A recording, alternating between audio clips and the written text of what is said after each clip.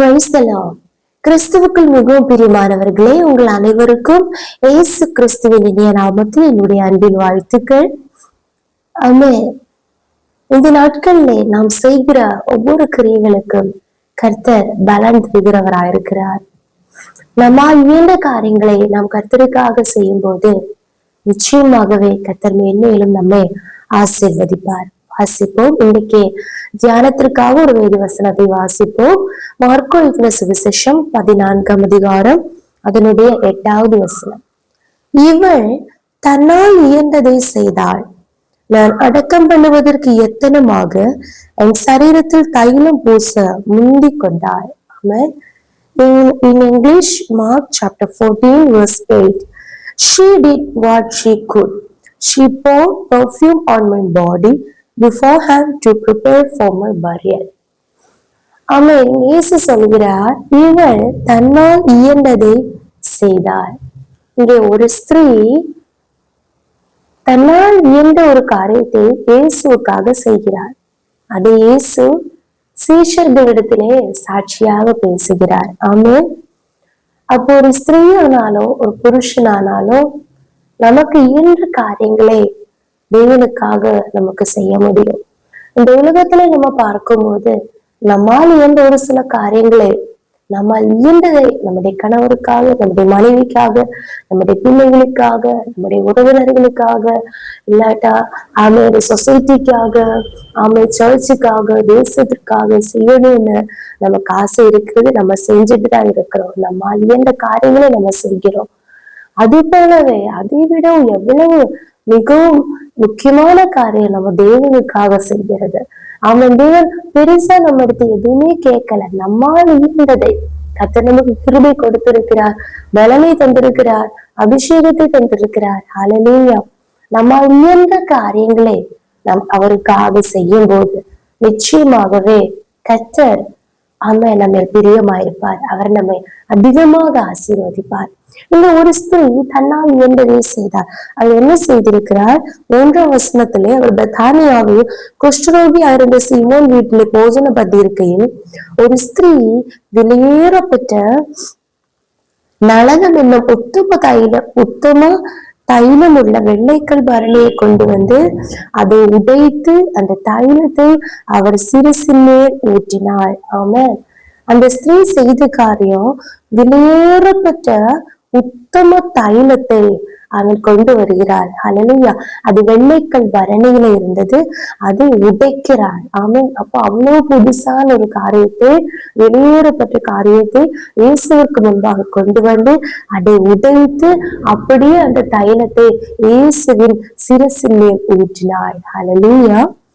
அப்பொழுது 4ஆம் வசனம், சில விசனம் அடைந்த இந்த தைலத்தை இப்படி வீணாய் செலவழிப்பானே, இதை 300 பணத்துக்கு அதிகமான கிரயத்துக்கு விற்று தரித்திரத்துக்கு கொடுக்கலாமே என்று சொல்லி அவளை குறித்து முறுமுறுத்தார்கள். ஹல்லேலூயா.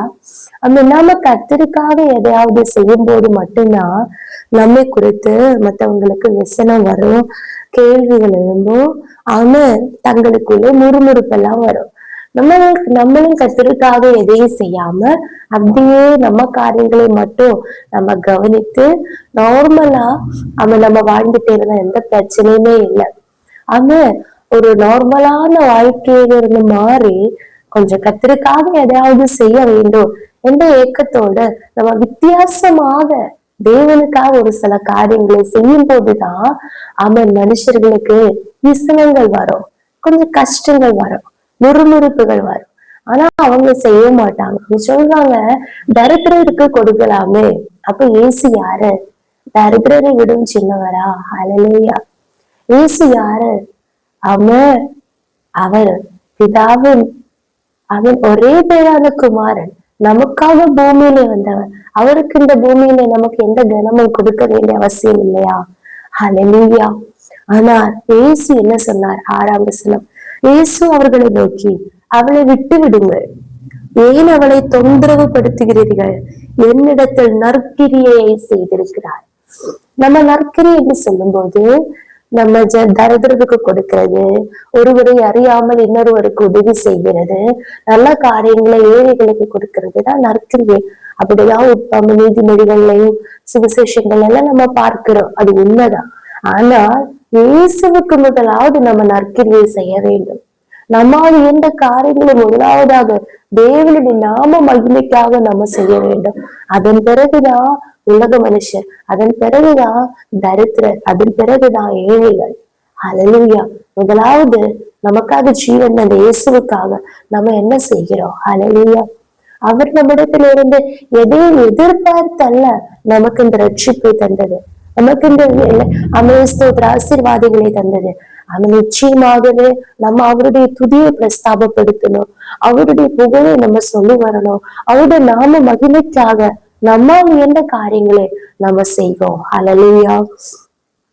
7ஆம் வசனத்துல இயேசு சொல்லுகிறார், தரித்திரர் எப்போது உங்களிடத்தில் இருக்கிறார்கள், உங்களுக்கு மனது உண்டாகும் போதெல்லாம் நீங்கள் அவர்களுக்கு நன்மை செய்யலாம், நானோ எப்போதும் உங்களிடத்தில் இருக்கிறேன். ஆமென். அந்த கேஸ் அப்படி சொன்னார், இந்த கேஸ் சொல்லுகிறார். ஹல்லேலூயா. எப்பவும் இந்த கிருபையின் காலம் இல்லை. நம்ம எப்பவும் இந்த சமயம் நமக்கு கிடைக்காது. இது கடைசி காலமா இருக்கிறது. எக்கால துணி கேட்கும் நாள் மிகவும் சமீபமா இருக்கிறது. ஆதலால் இந்த நாளிலே, நம்முடைய வாழ்நாளிலே ஹல்லேலூயா கர்த்தருக்காக நம்மால் இயன்ற காரியங்களை செய்வோமாக. சில வேளை நமக்கு பெரிய ஊழியக்காரர்களை போல ஸ்டேஜ்ல ஏறி பெர்ஃபார்ம் பண்ண, பிரசங்கம் பண்ண நமக்கு தெரியாமல் இருக்கலாம், நமக்கு அது ஞானம் இல்லாமல் இருக்கலாம், ஹல்லேலூயா தகுதி இல்லாமல் இருக்கலாம். ஆனால் நமக்கு ஒவ்வொருவருக்கும் தேவன் ஏதாவது ஒரு தகுதியை தந்திருக்கிறார், ஒரு டேலண்டை தந்திருக்கிறார், ஒரு கிருபையை தந்திருக்கிறார். அதே நம்ம கண்டறிந்து அதற்கேற்றபடி நம்ம கர்த்தருடைய நாம மகிமைக்காக நம்மால் இயன்ற காரியங்களை செய்வோமாக. நம்முடைய கிரியைகளுக்கு தான் பலனை கர்த்தர் கொடுப்பார். ஆமென். எந்த கிரியை நம்ம அவருக்காக செய்ய விட்டால் இந்த பூமியில நம்ம செய்கிற கிரியைகளுக்கு பலன் இங்கே கிடைக்கும். ஆனால் அவருடைய நாம மகிமைக்காக, தேவனுடைய ராஜ்யத்துக்காக நம்மால் என்ற எந்த காரியங்களை நம்ம செய்கிறோம் அதற்கடுத்த பலனை தான் பரலோக ராஜ்யத்திலே நமக்கு பெற்றுக்கொள்ள முடியும். இந்த நாட்களிலே அந்த ஸ்திரீயை பாருங்க, அவங்க செஞ்சாங்களா, இவங்க செஞ்சாங்களா, இயேசுவின் சீஷர்கள் செஞ்சாங்களா, அவங்க செய்யலையே, இவங்க செய்யலையே, நானும் இதை செய்யணுமா, அப்படி எதுவுமே அந்த ஸ்திரீ நினைக்கல. ஆமா, அவளுக்கு இயேசுவிடத்துல இருந்த அன்பு மூலமாக அவள் இயேசுவுக்கு செய்ய வேண்டியதே செய்தாள். இது போலதான் நாம, அவங்க பிரசங்கம் பண்றாங்க, அவங்க இப்படி பண்றாங்க, அவங்க அதை செஞ்சாங்க, அப்படி பார்த்து நம்ம செய்ய வேண்டிய அவசியம் இல்லை. அது நம்ம கொஞ்ச நாள் நம்ம செய்வோம், அடுத்து சோர்ந்து போகும். ஹல்லேலூயா. மனிதர்களை பார்த்தல்ல, உண்மையாக இயேசுவினிடத்தில் அன்பு இருக்குதா, நிச்சயமாகவே நம்முடைய வாழ்நாட்கள்ல ஹல்லேலூயா அவருக்காக நம்மால் என்றவற்றை செய்வோமாக. சுவிசேஷம் சொல்லணும். ஹல்லேலூயா. தேசத்திற்காக, குடும்பங்களுக்காக, அழிந்து போகிற ஜனங்களுக்காக கண்ணீரோடு நமக்கு ஜெபிக்கலாம். ஹல்லேலூயா. எல்லா நாளும் தேவன் சமூகத்துல ஆராதித்து உபவாசித்து அவருடைய பிரசன்னத்துல தங்கி இருக்கலாம். ஹல்லேலூயா. மற்றவர்களுக்காக நம்ம ஜெபிக்கணும். ஆமென். ஹல்லேலூயா. இயேசுவினுடைய நாம மகிமைக்காக நமக்கு இருக்கிறதை ஹல்லேலூயா நமக்காக இது வெளியேறப்பட்டது, இது அவன் வருகிற நாட்கள்ல எனக்கு உபயோகப்படும், அவன் எந்த தலைமுறைகளுக்காக நான் சேர்த்து வைத்திருக்கிறேன், அப்படி நம்ம சொல்லுகிற காரியங்களை முதலாவது தேவ நாம மகிமைக்காக செலவழித்து பாருங்க. கர்த்தர் உங்களை மேன்மேலும் ஆசீர்வதிப்பார். நீங்கள் எதிர்பாராத ஆசீர்வாதங்களை கர்த்தர் உங்களுக்கு தருவார். ஹல்லேலூயா. எவ்வளவு முயற்சி செய்தும் கிடைக்காத நன்மைகள் உங்களை தேடி வரும். ஆனா இப்ப இருக்கிறதை இயன்றதை கர்த்தருக்காக செய்யுங்க. அப்படி நாம மகிமைக்காக, நம்முடைய பணம், நம்முடைய ஆரோக்கியம், நம்முடைய ஆமென் ஹல்லேலூயா எல்லா விதமான தகுதிகளை கர்த்தருக்காக பயன்படுத்துவோம். கர்த்தர் நம்மை ஆசீர்வதிப்பார்.